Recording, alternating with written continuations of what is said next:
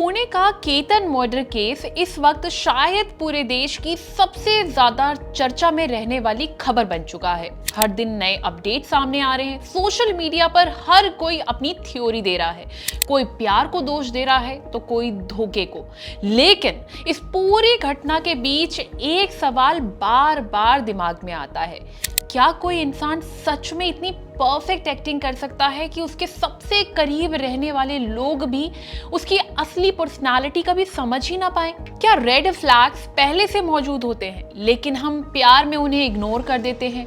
क्या बार बार झूठ बोलना, हर किसी के सामने अलग चेहरा दिखाना या सामने वाले को इमोशनली कंट्रोल करना सिर्फ आदत है या किसी गहरे साइकोलॉजिकल बिहेवियर का हिस्सा? और सबसे बड़ा सवाल, अगर किसी रिश्ते का अंत होना ही था तो बात अलग होने की बजाय इतनी खौफनाक घटना तक कैसे पहुंच जाती है? इस केस के बहाने आज हम समझेंगे relationship psychology, emotional manipulation, gaslighting, red flags और इंसानी दिमाग के उन पहलुओं को जिन्हें अक्सर लोग बहुत देर से पहचान पाते हैं। तो चलिए इन सभी सवालों के जवाब जानते हैं साइकाइट्रिस्ट डॉक्टर पवित्रा शंकर से। तो आमतौर पर ऐसे सीरियस क्राइम किसी एक वजह से नहीं होते हैं।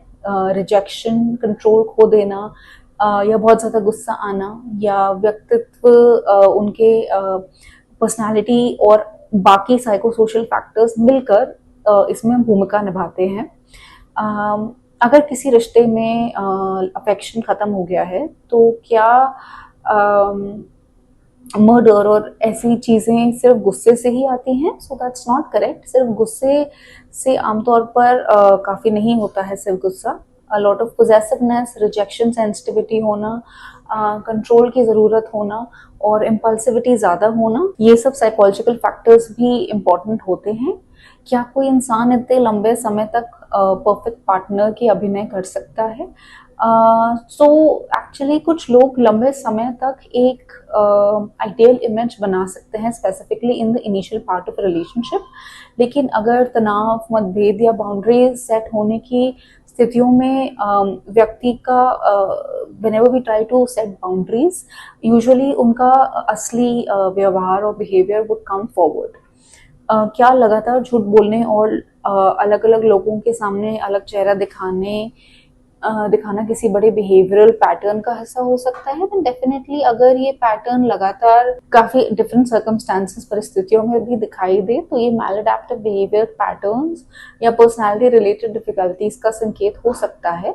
लेकिन किसी एक व्यवहार के आधार पर हम ये डायग्नोसिस नहीं बना सकते कि उन्हें एग्जैक्टली क्या इश्यूज रहे होंगे।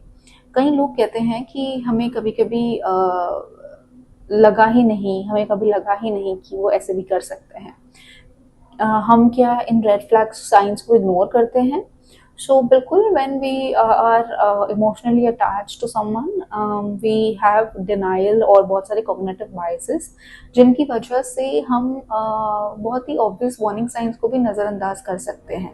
सो क्लियर हो गया होगा आपको। देखिए, छोटे छोटे ना कुछ ऐसे साइंस आपको मिलते हैं जिससे आप अपने आप को जागरूक कर सकते हैं, मतलब अवेयर कर सकते हैं। आपको कहीं ना कहीं छोटे छोटे हिंट मिल जाते हैं। तो मेरे ख्याल से आपको वो छोटे छोटे हिंट जो है इग्नोर नहीं करना चाहिए।